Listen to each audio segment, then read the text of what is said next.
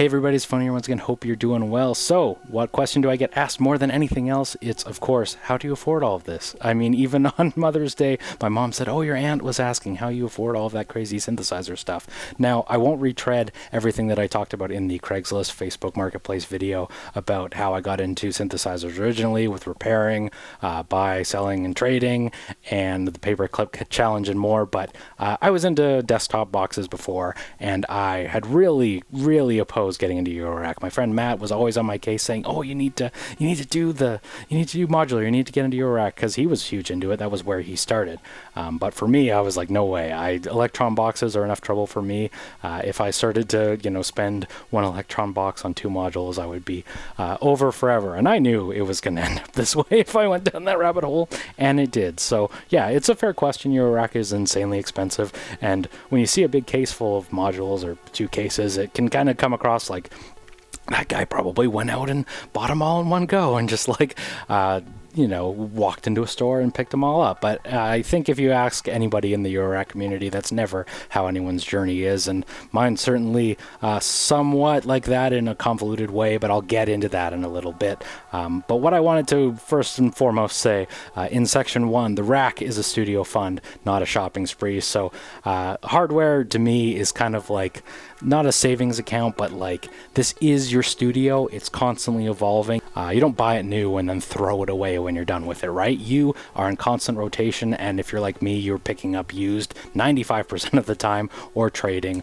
The Canadian modular groups are in a constant rotation. It's like very liquid, I guess they would say, in that like you're able to explore stuff. If it works, it doesn't work out, you slowly move through the case, right? And when you see videos on everything, this is a huge case, but like I haven't held on to every single thing, right? Everybody buying, selling, trading is what you do in Eurorack. So rarely does new money go directly to the new retailer. Of course, some of it does too, but the constant evolution, the constant rotation is part of the game, I would say, at least in my situation. So yeah, to summarize that rambling, I rarely buy something brand new. It's a constant rotation, swapping, trading, selling, borrowing, and I'll get to that more in a moment. But a module comes in, inspires something. I don't hang on to them forever. I'm kind of a chronic trader, like I know many of you probably are. But you don't wake up and say, oh, today I'm buying this thing. It just it's a constant rotation, right? How much money do I have left over to spend? Can I swap that out if I trade this module, blah, blah, blah. This is, unfortunately or fortunately, there's, it's what comes with the territory. So, slow and steady, mostly. Well, I'll get into where it wasn't slow and steady in the beginning. But before that, I want to really drive this one home, that the generosity of the community is huge. And I know some of the more angry comments I've got about this have been like, well, like on videos where I've borrowed something, like, and people are frustrated about it. I've been incredibly lucky to be lent so many modules by so many nice people locally, like my friends in the Eurorack community. This is huge. Like, I've been loaned so much gear to cover the channel, and I remember coming from like, selling, trading, fixing guitar pedals to build up the original studio fund, where people were like beating me up over $5. I don't mean literally beating me up. I just mean like people would be like, ooh, $50 for that DS1. How about 42? Like, it just like, I just remember a time when you had to fight tooth and nail for everything, and then just to have like such a welcoming community be like, I'll just lend you, $5,000 worth of modules. Just take it for the week. Like, I still don't take it for granted. So if I haven't said it in every single second of every single video, thank you so much to everyone. I really appreciate it. I'll admit it's usually mutual. I try and lend something back. If somebody lends me something, I just say, hey, like, can I give you something out of the rack to take and try out? Because, like, I don't know. I know other cities run, like, synth libraries and stuff where there is sort of a more formalized process of lending stuff so you can try it out without having to buy it or return it later or whatever, resell it, what have you. But here it's all loosey-goosey, and we just I've just been really lucky to be able to try out so much stuff that people have been so supportive of the channel. So again, if I haven't said thank you again, thank you. Starting 3, or in section 3, I wanted to also talk about my personal starting point in Eurorack for me, because this, I think, really is a lot of what even enabled me to get into it originally, because like I said, I was really opposed to doing it. So my entry into modular started in kind of a heavy way. A close friend of mine had a family member who just got into Eurorack at the end of their life. They had accumulated like a lot of modules, like way more than I have currently.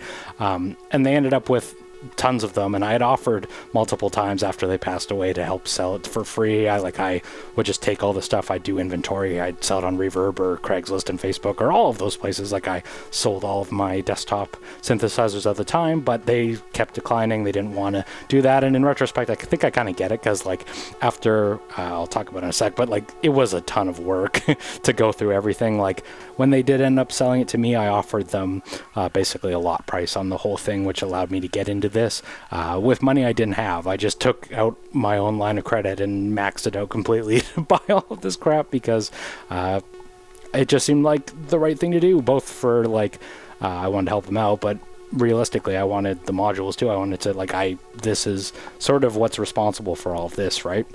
So I think in retrospect it was totally the right decision, but it took like 8 hours of going through bin by bin, module by module. None of it was racked. It wasn't like we could, just look at it all. It was all packed away and all.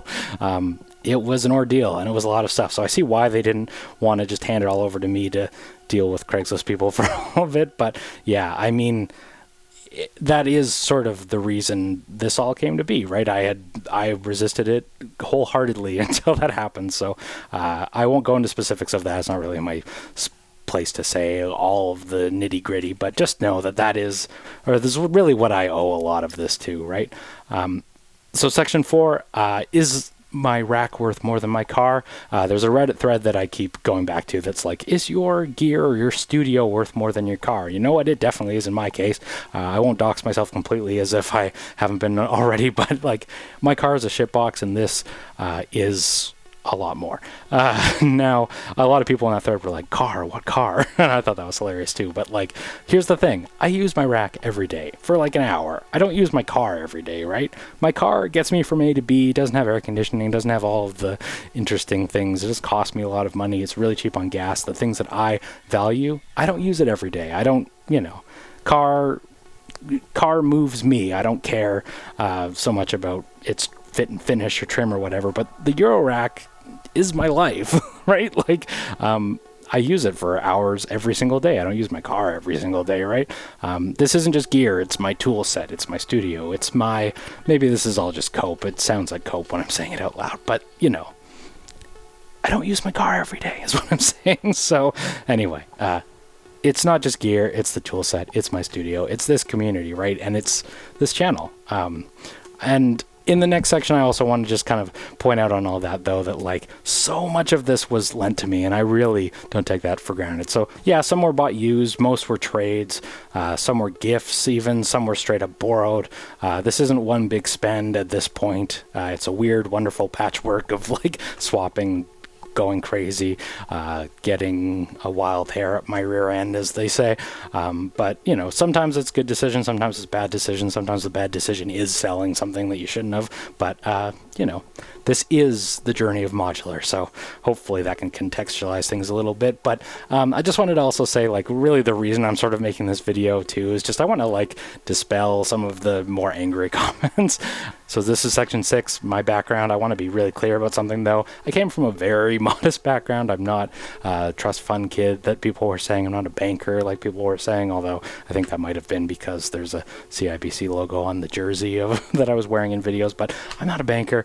I went to BCIT on financial aid. I took out student loans myself to cover the rest of it. I am, my job now is modest. My car is a total shitbox, like I said.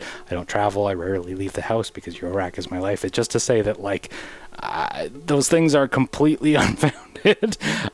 It's just kind of my bizarre, neurotic headspace that has led to all of this, not because, I don't know, because I'm super privileged or anything like that. I just want to make this clear.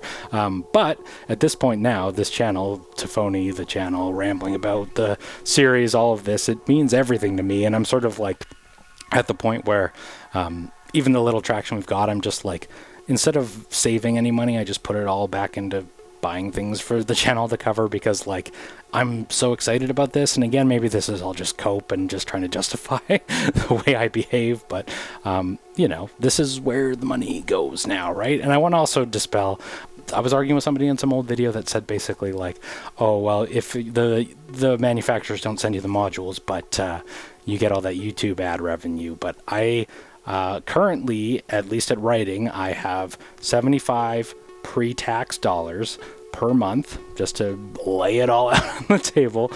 If you don't hit $100 a month, they don't pay you at all. So every like 2 months, and I've only been paid once so far, every 2 months I will probably get 150 pre-tax dollars, which will come out to like 100 Canadian dollars after tax. So every 2 months, it's like $50 a month. And just, it is nothing in comparison to what's been put into it, what is constantly being put into it. I just want to, I don't know why I even exhaust my mind with these things, but I just want to point it out there that like, it's not for the ad revenue, I promise you. It's because I love the community. It's because I'm so passionate about it, because it's so much fun to interact with people, you know? The final part, the outro, yeah, I just want to say, like, how do you afford all of this? Well, I kind of don't, but I also, you know, it's been a lot of luck, a lot of just weird headspace and constantly trying to experiment with things. And it's been a lot of help and a little bit of hustle too, at least in the beginning. But if you've ever loaned me something, traded me gear, or watched a video, joined the Discord, sent a comment or whatever, I'm not trying to fish for those things right now, but I will soon. Just, I wanted to say thank you. Like, I never thought in the beginning that this would reach any audience at all, and here we are, 2,500 subscribers and people joining the premieres whenever the videos come out and stuff. Like, I don't know, this means more than I could even say, so I appreciate it. Thank you so much. Like, comment, subscribe, do all that crap that YouTube is always on my case but not promoting to you, and I'll see you for the next ramble probably, or one of these videos, we'll see. But hey, take care.